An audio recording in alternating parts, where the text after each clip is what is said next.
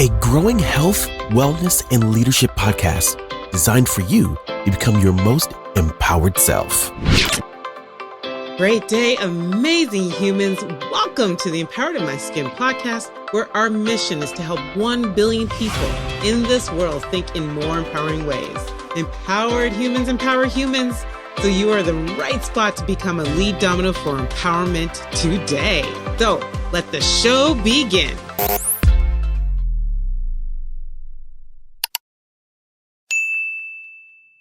Yes, great day, amazing humans. And I'm so excited because it's so funny because there's people that do audio and there's some people that do YouTube. And so YouTubers, you see who I'm with.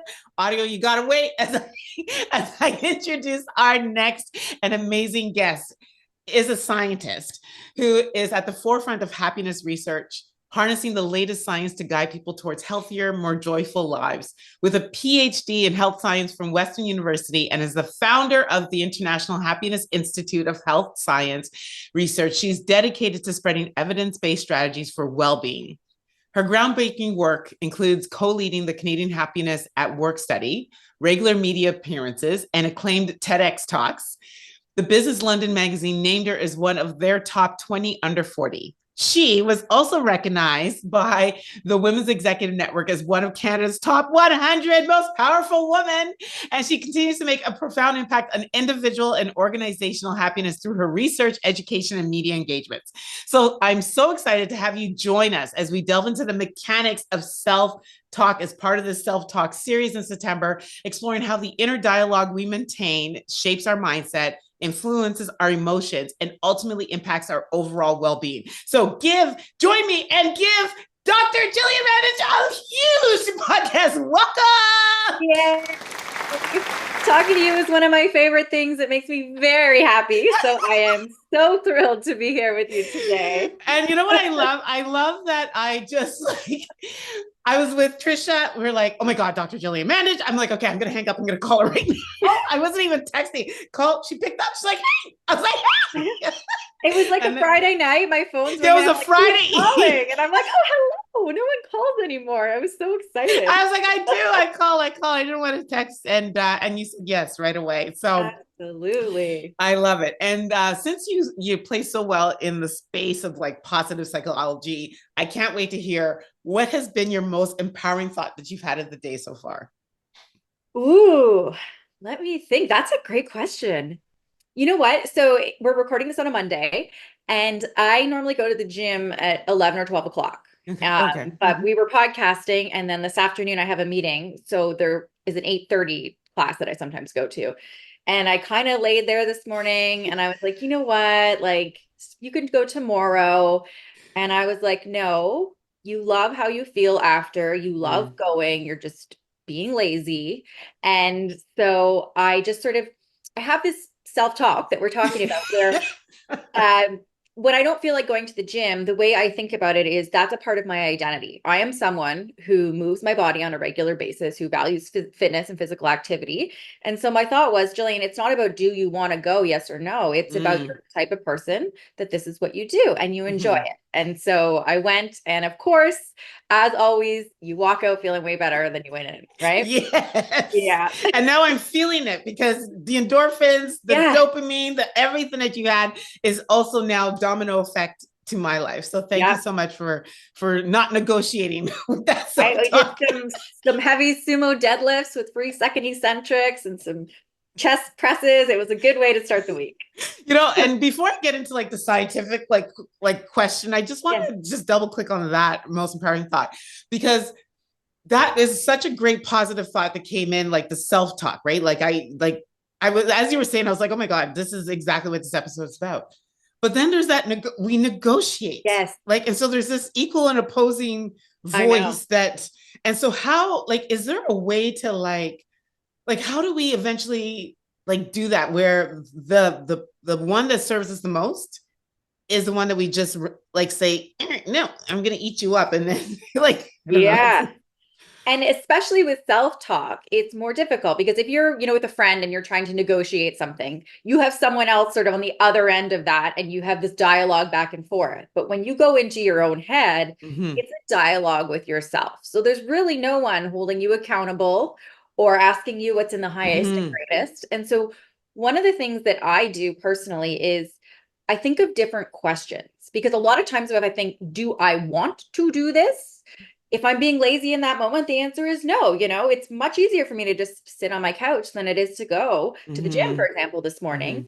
But it becomes, what are my values, and are these in Mhm. alignment with my values or my identity or things like that? Because then the question isn't, do you want to go, yes or no? It's, do you value that? Okay, the answer is yes. So it's a different way of coming about the same thing, where we end Mhm. up asking different, better questions, so then we get Mhm. better answers. And the other piece Mhm. of that is there's an element of like honesty with ourselves, right? And really getting honest with, why what did I not want to go to the gym this morning? Is it because I don't like going? No. Is it because I have an injury? No. Is it because I am just being lazy? Yes.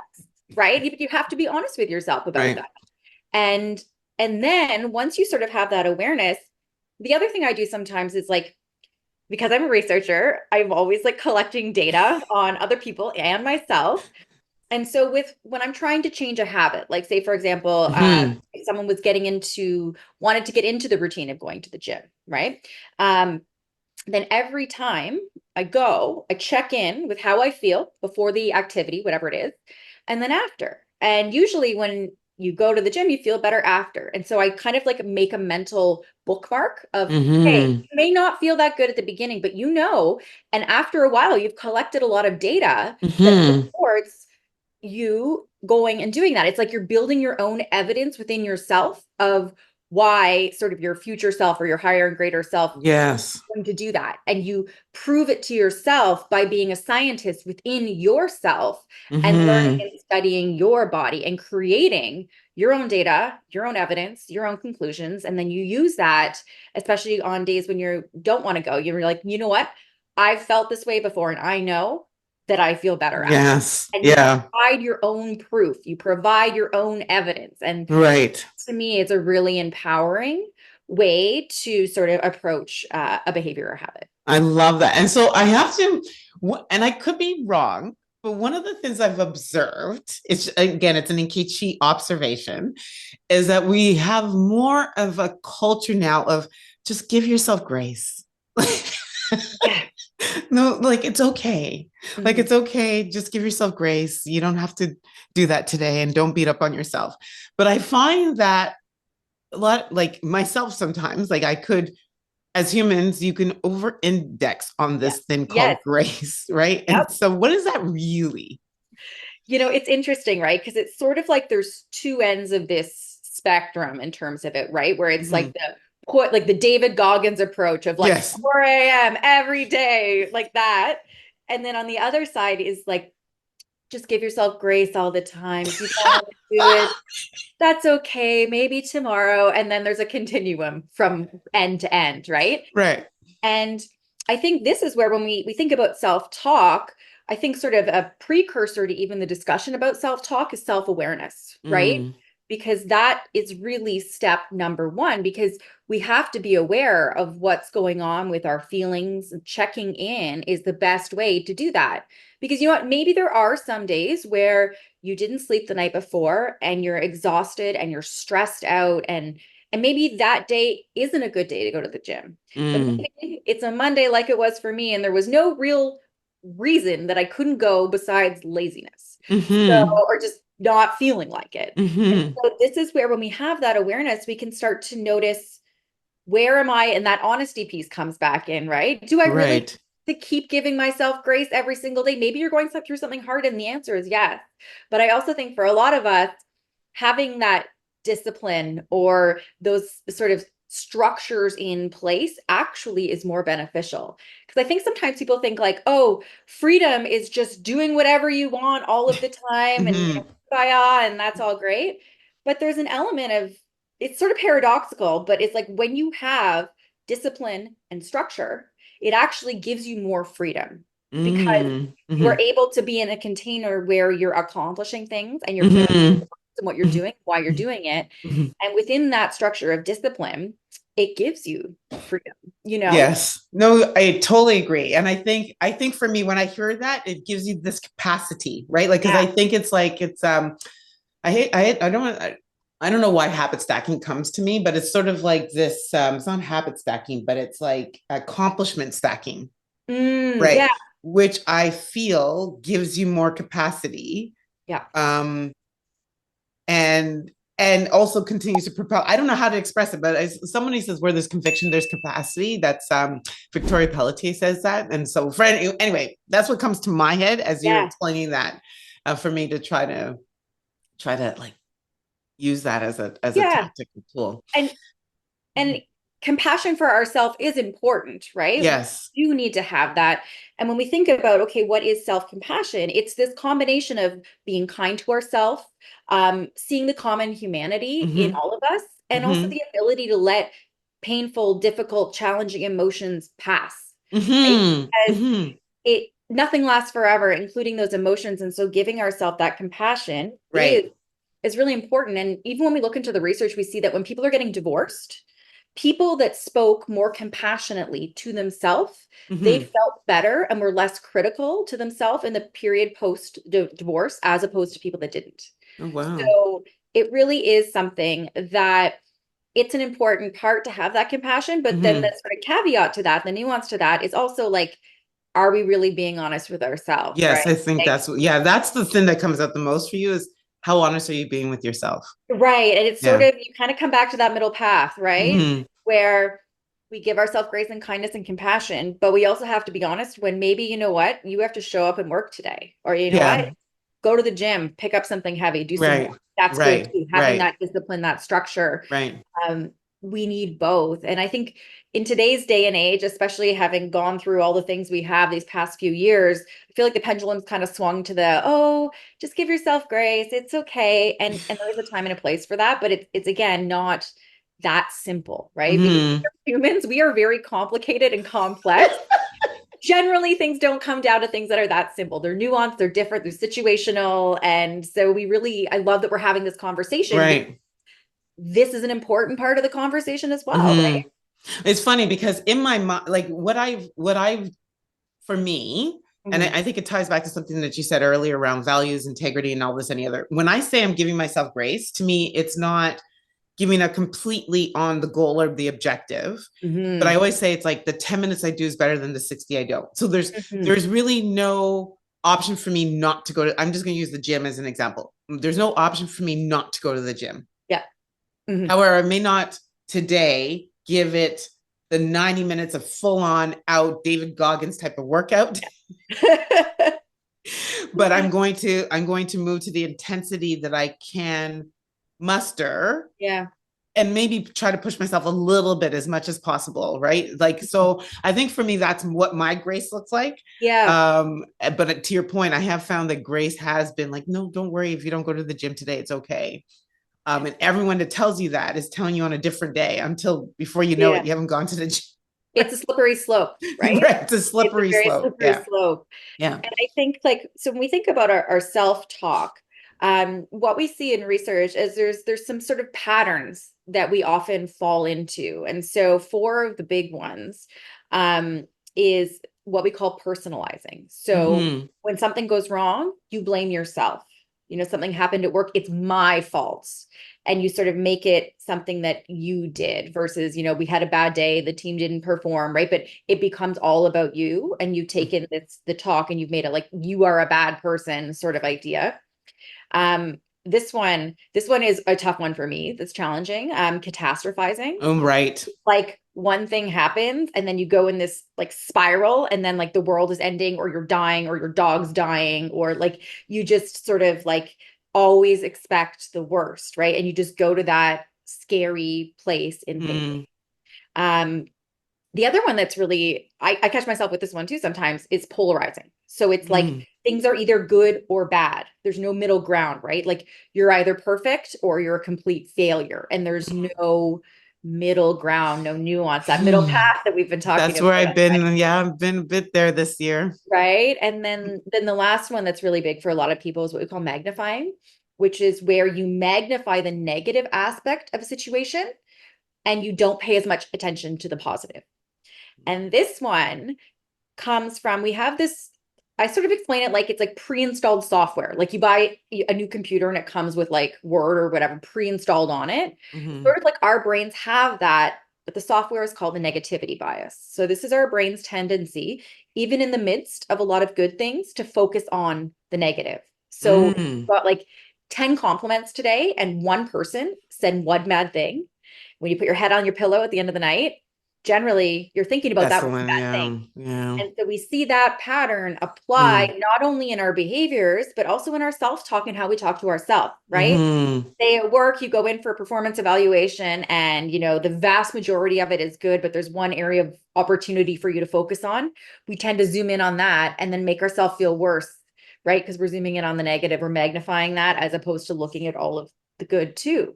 And so, like how I talked about before, awareness is step one, right? Because we can't change what we don't know.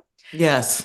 Tuning into our self-talk and knowing that these are common patterns that a lot of people experience different degrees. And so it's starting to notice, am I talking to myself in one of those ways? What is the language, like you're talking about language, right? What is the language that I'm using to speak to myself? Because for a lot of us, a lot of the time, I'd be willing to bet if we like took a microphone and stuck it in our brain and everyone could hear the way that we are speaking to ourselves, we would never speak to someone else like that, right? Right. Often are just the hardest on ourselves.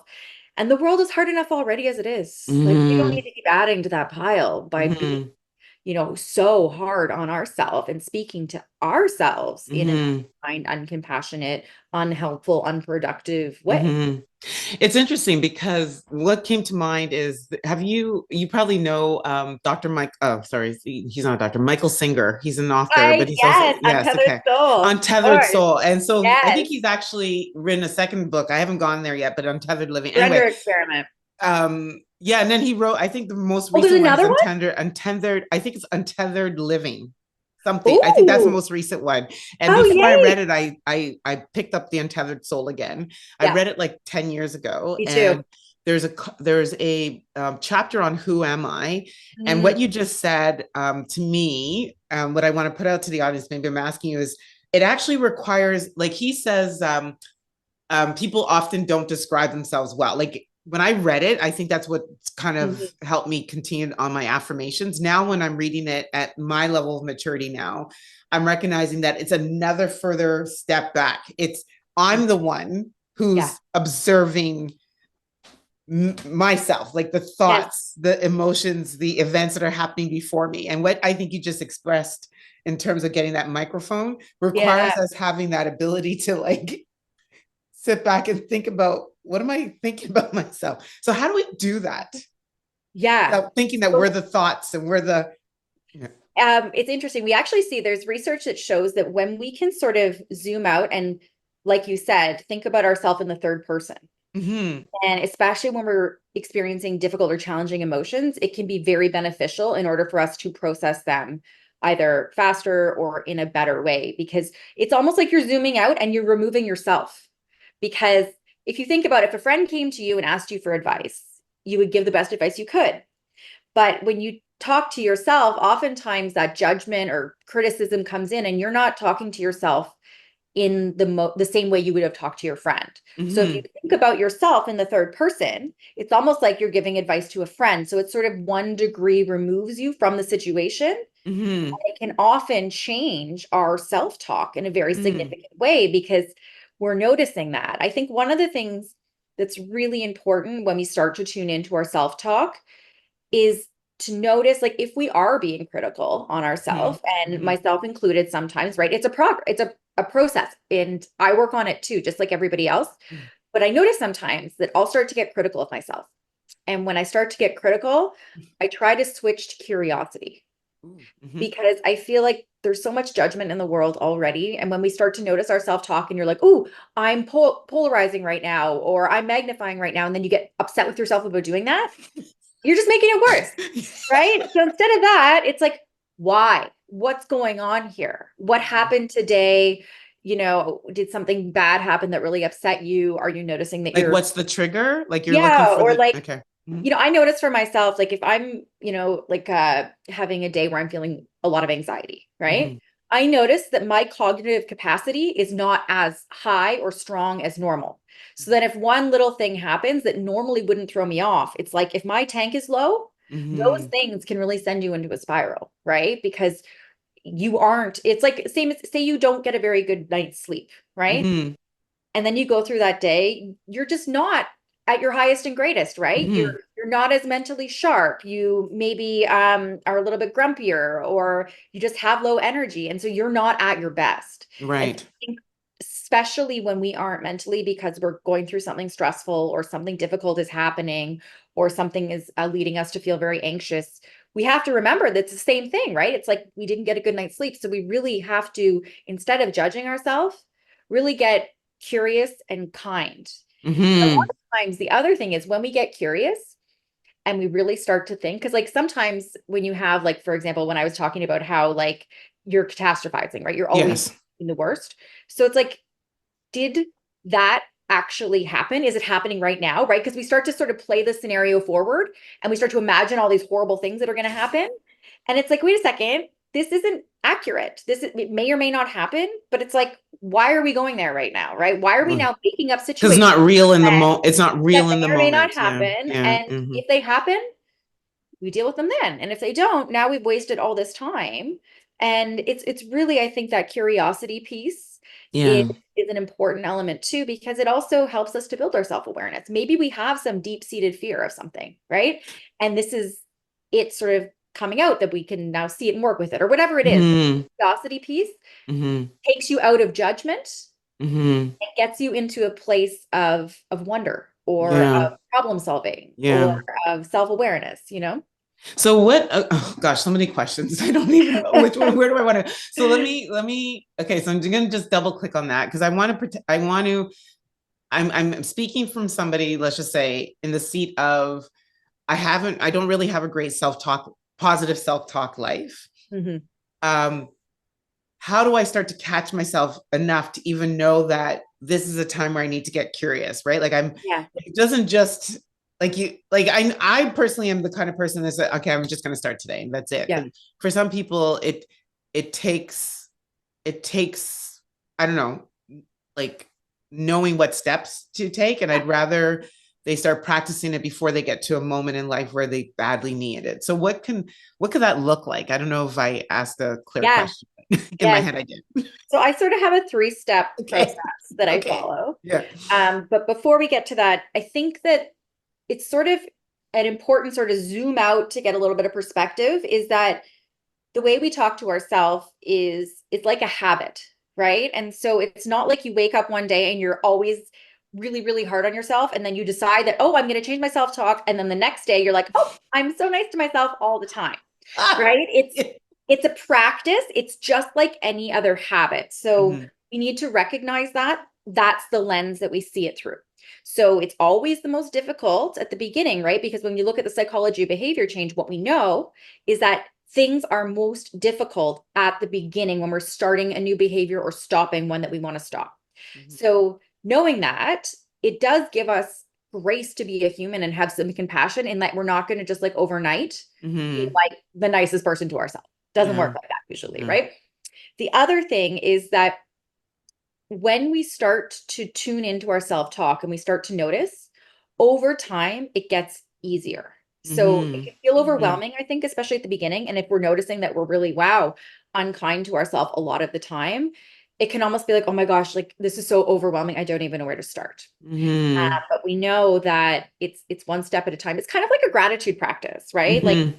you don't just start writing in a gratitude journal or, you know, thinking about things that you're grateful for. And then all of a sudden you walk around like this grateful human all the time. Right.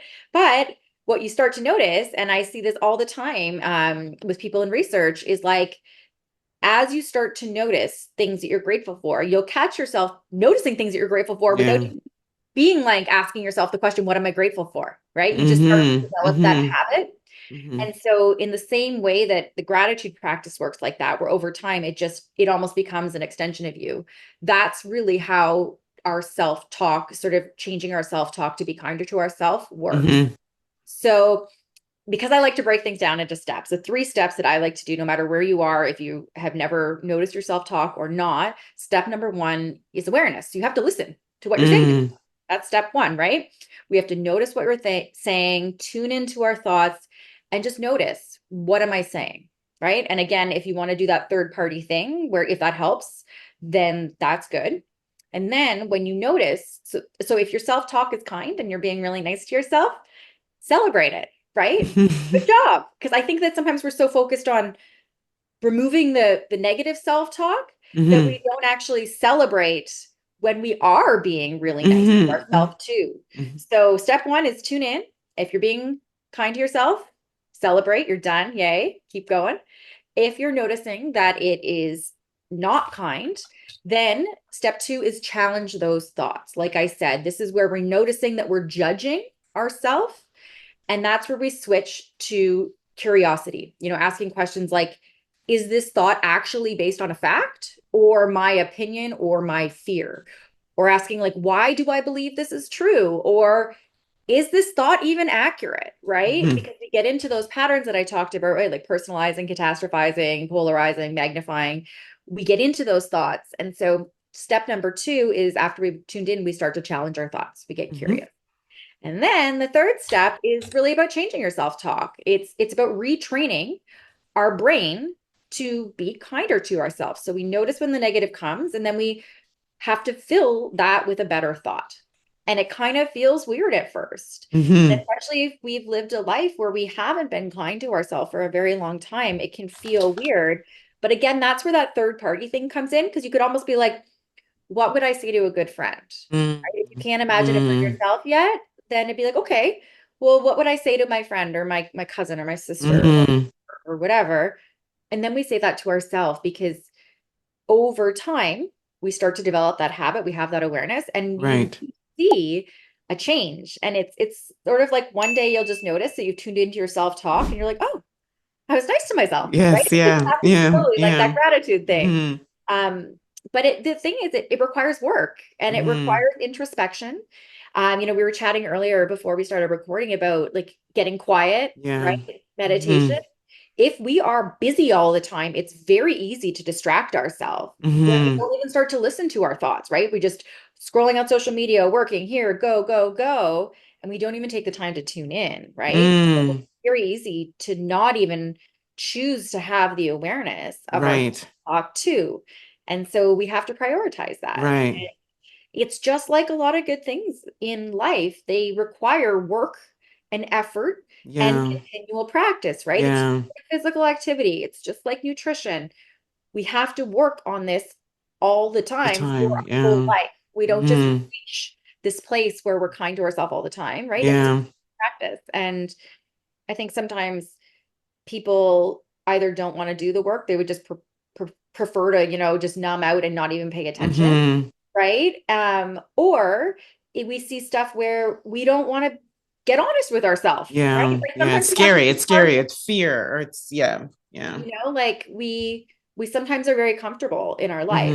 And it's only until we really get honest with ourselves that we're able to do that, like, are we living in our truth? Like, are we doing those things? Like, when I first started studying happiness, it sort of forced me to reflect on my own happiness, right? Because I started studying happiness, and I ended up getting divorced. So I was married for 5 years, and I had to get honest with myself. And sometimes I blew up my entire life. I was in grad school. I was like, how am I going to do this? But I just knew that if I tuned into my self-talk and if I was honest with myself, I married a wonderful guy that was not the right fit.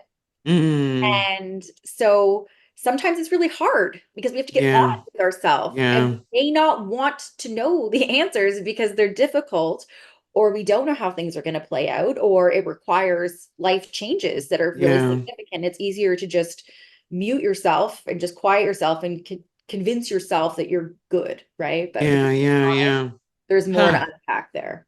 Wow, so much to unpack there. I think the other thing that came to me too is I know it wasn't a step, but even as you tune in to your thoughts, I think also you might actually, to me, what I feel is it also helps you can start to think about what are feeding those thoughts. Like, what are some of the inputs, like the social media, the people, the environment, my experience is going.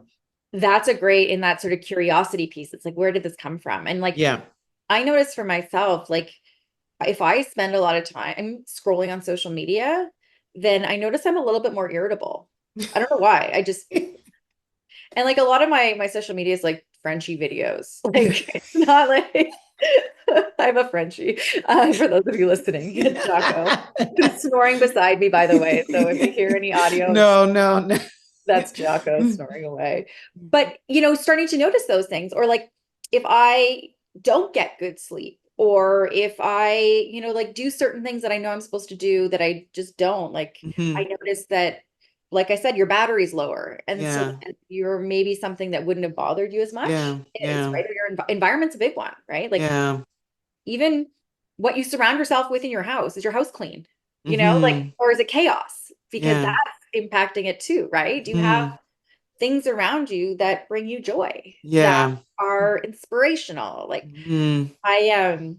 I really have been working on creativity because I come from such an academic background, and I'm working on a book, and my thinking and writing is very linear because I was trained to write academically, not sort of in book form.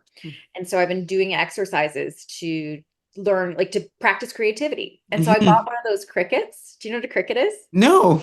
And I actually don't know if I'm pronouncing it right. It's spelled Cricut, but all the Cricut. videos Cricut. I was Okay. Yeah. watching, they Mhm. all say cricket. So Yeah. I don't know. Anyway, Okay. it's this thing where you can make different things. Like you can in Canva make like words or whatever, and then you can like put them on vinyl on the wall, or you can like put them on a mug or a t-shirt.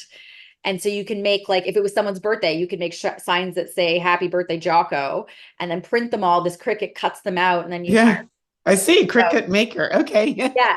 So I got one. And what I've been doing is I've been putting quotes on my walls.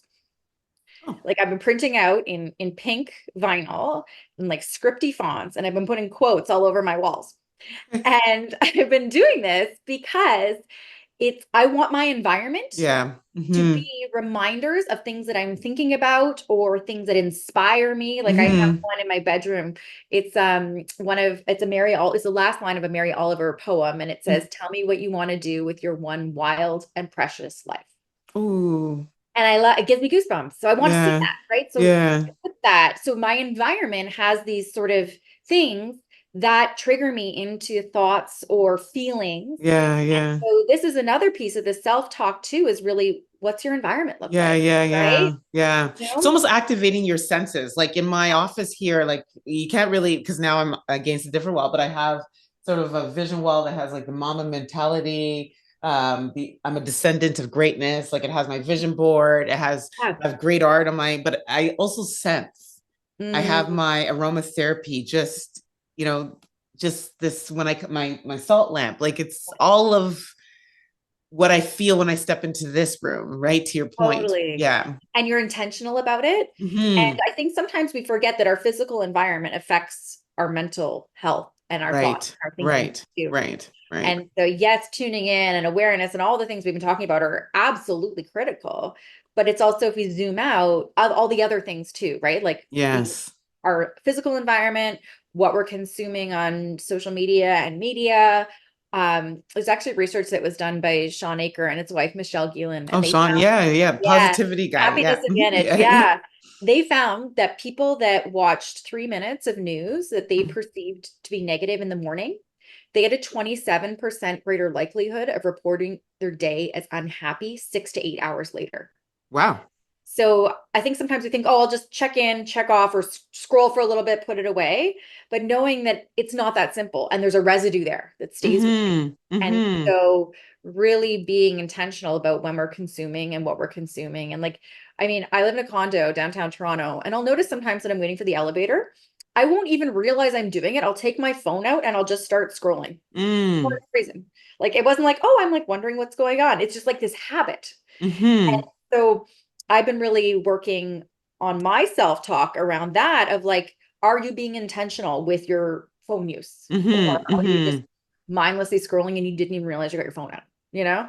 I love that Like, because I was going to say the reverse is probably true as well. Like I get up at 4:10 every single morning. Between 4:10 and 8, I try to inundate myself with either like silence, like my own, like just definitely Yeah. scripture from the Bible, but positive messages or information. Like I want to learn something by 8 that I can share to motivate my team or some other person, or like call my husband and say, yo, like what was the most, like, here's something to listen to. Or so I think the opposite is obviously true as well. Yeah. I have two parting questions, but the first one is, we talk so much about the positive psychology, positive like self-talk and this and the other. Could it ever be, and I don't know, like damaging, like too much positive self-talk or positive messaging, or could it ever be too much?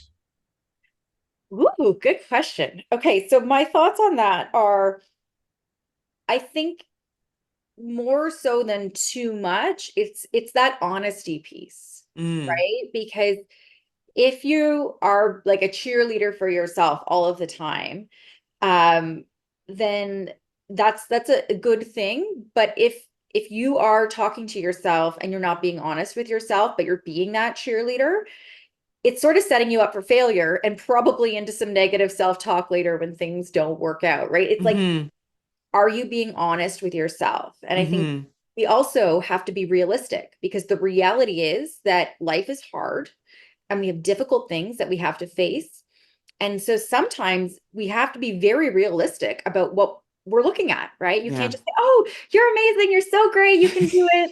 It doesn't work, right? Like if you look at like in sports, the coaches, right? If you look at the greatest coaches, like John Wooden, for example, like or basically a coach is tough, kind, but honest, right? Like if you are late for practice or whatever, they're going to hold you accountable, because that's what a good coach does, right? It's almost like we have to be a good coach for ourselves with our self-talk. And so if we're not being honest with ourselves about what we're doing or our capabilities, then we're sort of teeing ourselves up for something down the road that is not, right? Like we have to be honest. Like I remember when I went to sit down to write my PhD dissertation, I was like, I've never done this. I don't know how to do this.